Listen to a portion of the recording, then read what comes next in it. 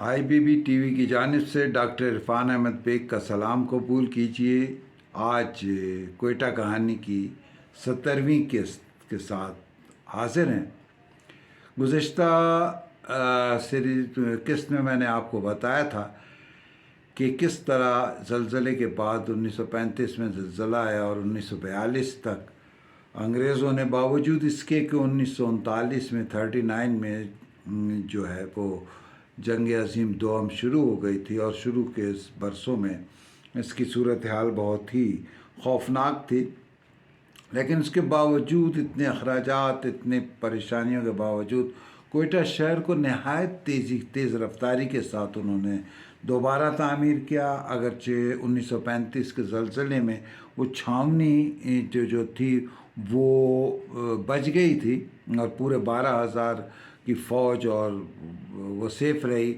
अलबत्ता सुमुंगली royal air base पर 30 तैयारे, लड़ाका तैयारे थे, वो उसमें ज़ाया हुए, तबाह हो गए। इसी तरह जो है बाकी मकामात पर तबाही हुई। इसकी क्या वजह थी कि अंग्रेज़ ने इसको इतनी जल्दी आबाद किया? इसकी बुनियादी वजह कोयटा की स्ट्रेटजिक पोजीशन थी। वाज़ेह है कि ये शहर अंग्रेज़ ने बहुत सोच समझ करके आबाद किया था। 1839 में 1839 में पहली एंग्लो अफ़गान वार के बाद बलूचिस्तान को कैप्चर करने की कोशिश की थी और मीर महराब ख़ान अफ़कलात को शहीद किया था। उसके बाद से मुतवातिर ये सिलसिला चलता रहा। आखिरकार जो है sir Robert संडेमैन AGG, agent to the governor general, ने आकर के इसको कंट्रोल किया। उसका सरसरी सा तारुफ मैंने पहले भी करवाया था, लेकिन ये ब्रिटिश आर्मी में, इंडियन आर्मी में आया था और इसने जो है पहले बंगाल और फिर उसके बाद जो है 1857 की जंग आज़ादी में लखनऊ में इसने उसको कैप्चर किया था, लखनऊ को फ़तह किया था और वो बागियों को शिकस्त दी थी। उसके बाद ये डेरा गाजी ख़ान में पोस्टिंग हुई और फिर उसके बाद ये तकरीबन 1877 यानी दूसरी एंग्लो अफ़गान वार से पहले कोयटा में आ गया था और फिर अब अपनी वफ़ात 1892 तक यहाँ रहा। इसी के दौरान जो है ईरान के साथ जो है वो जो सरहदबंदी जो हुई, सरहदों का तायन हुआ, वो दो एक मरतबा हुआ और उसमें हम देखते हैं कि ये सरहदें जो हैं अफ़गानिस्तान बॉर्डर पर, ईरान बॉर्डर के साथ ये तय की जाने लगी और इसका सिलसिला जारी रहा 1905 तक। दो से तीन मरतबा हुए और आखिरी मरतबा जो है पाकिस्तान बनने के बाद जो है वो 1958 और 1959 में अयूब ख़ान के दौर में हुई। बहरहाल लगभग 850 पौने 900 सरहद पाकिस्तान और ईरान के दरमियान है। और आपको मैंने ज़ायदान तक चलने वाली ट्रेन के बारे में बताया थे, एहतियात दिया था। और इसी तरह अफ़गानिस्तान जो कोयटा शहर से चमन जो सरहदी शहर है वो भी नज़दीक है। बहरहाल ये सिलसिला चला और कोयटा की तामीर हुई। अब हम देखते हैं कि इस दौरान जंग अज़ीम जारी है और कोयटा की अहमियत फ़ौजी एतबार से, अस्करी एतबार से, सियासी एतबार से हम एक जायज़ा सा लेते हैं। मसलन अगर हम ये देखें कि 28 नवंबर से 1 दिसंबर 1943 यानी जंग ख़त्म होने से 2 बरस पहले तक जो है तेहरान कॉन्फ्रेंस हुई, जिसमें रूज़वेल्ट अमेरिका के सदर, और बरतानिया के वज़ीर आज़म चर्चिल और रूस के जो थे वो स्टालिन इसके अंदर शरीक हुए और 3 रोज़ा हुई, क्योंकि ये ईरान के अंदर जो है मुदाखलत समझिए बरतानिया और रूस की जानिब से हुई थी और अलाइज थे ये सारे उसके ख़िलाफ़। और इससे पहले जो सिलसिला था वो हम देखते हैं कि जंग अज़ीम जैसे आगाज़ हुआ तो उसके पहले 2 वर्षों में रूस और जर्मनी दोनों आपस में मिले हुए थे, इत्तेहादी थे। اور ان کے اتحاد کی وجہ سے خطرہ پیدا ہو گیا تھا، کیونکہ سینٹرل ایشیا تک تو روس کی حکومت تھی، مضبوط حکومت تھی، اور اس کے بعد سے جو ہے ایران اور پھر یہ جو آج کا پاکستان ہے بلوچستان، واضح ہے کہ ایران میں بھی سیستان اور ایرانی بلوچستان۔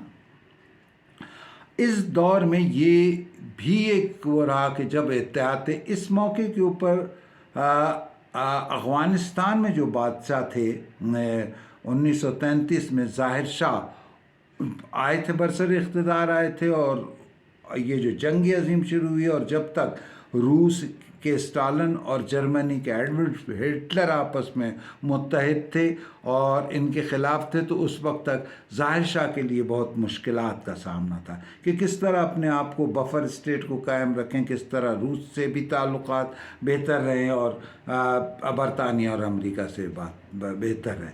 1941 سے پہلے شاہ رضا شاہ پہلوی کے والد جو تھے، انہوں نے کہیں تھوڑا سا انداز یا جھکاؤ روس یا جرمنی کی طرف دکھایا تھا، لہٰذا ان کو تخت سے ہٹا کر کے جو ہے 1941 میں جو ہے رضا شاہ پہلوی کو بادشاہ ایران کا بنا دیا گیا تھا۔ یہیں میں نے پچھلی قسطوں میں بھی آپ کو بتایا تھا کہ 1933 میں ہمارے ہاں جو ہے خان افقلات احمد یار خان جو ہے وہ تخت نشین ہوئے تھے۔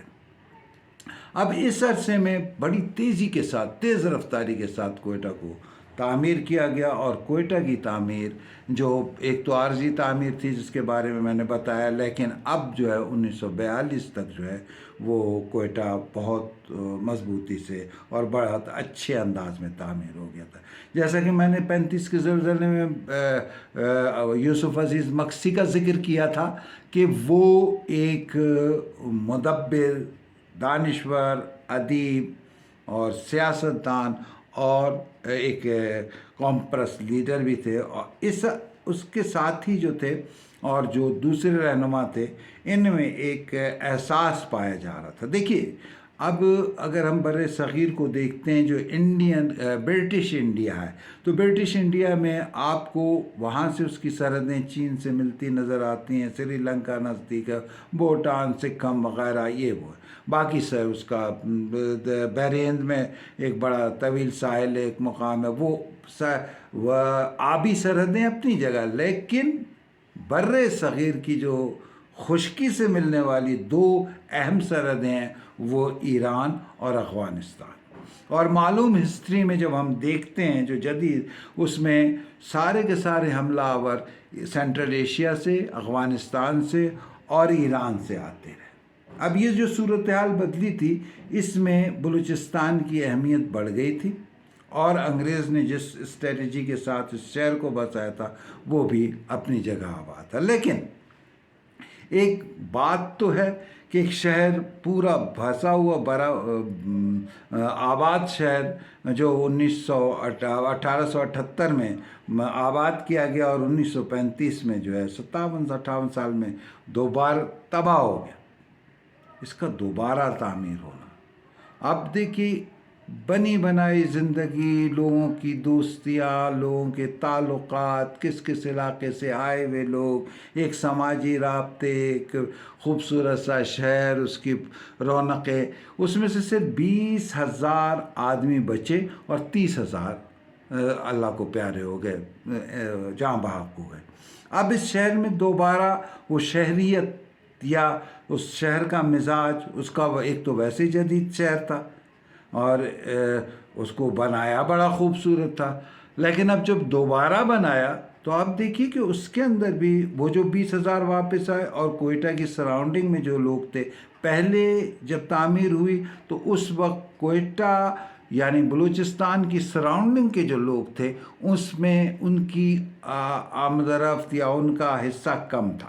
لیکن 1935 کے زلزلے کے بعد جب یہ جو شہر تعمیر ہوا تو اس کے اندر جو ہے ان کا حصہ زیادہ، اب ایک نئی طرح کی زندگی وہ آئی۔ اور وہ جو خطرات تھے کہ روس جب چین کا جرمنی کے ساتھ ملا ہوا تھا تب کہیں حملہ نہ کرتے، یا اس کے بعد جو ہے جرمنی نے جب روس پر حملہ کیا تو خدشات بڑھے. پھر جب ایران کے ساتھ ایران کے اندر مداخلت کی گئی برطانیہ کی جانب سے اور روس کی جانب سے، اور 3 بڑے 3 بکس کی یہ کانفرنس تہران اور جو ڈکلیریشن ہوا، اس تمام تناظر میں اگر آپ دیکھیں تو روایتی شہر تو تھے، مطلب کابل تھا، جلال آباد تھا، یہ دوسرے شہر جو یا ایران کے شہر تھے، زیدان ہمارا، کوئٹہ ایک نیا شہر تھا، ایک نیا اس قبائلی معاشرے میں جدید شہری زندگی. ویسے تو مستنگ بھی تھا، پشین بھی تھا. بیلا کہتے ہیں کہ یہ بیلا کا شہر جو ہے یہ تقریباً دمشق کی قدامت کے برابر کا یعنی پرانا قدیم شہر ہے، لیکن کوئٹہ ایک جدید شہر تھا. اس کی زندگی ایک جدید، اور پھر یہ کہ اس کی اسٹریٹجک پوزیشن بہت اچھی تھی. آج اس قسط کے ساتھ ڈاکٹر عرفان بیگ کو اجازت دیجیے، آئندہ انشاءاللہ 18ویں قسط کے ساتھ آپ کے سامنے حاضر ہوں گے. اللہ حافظ.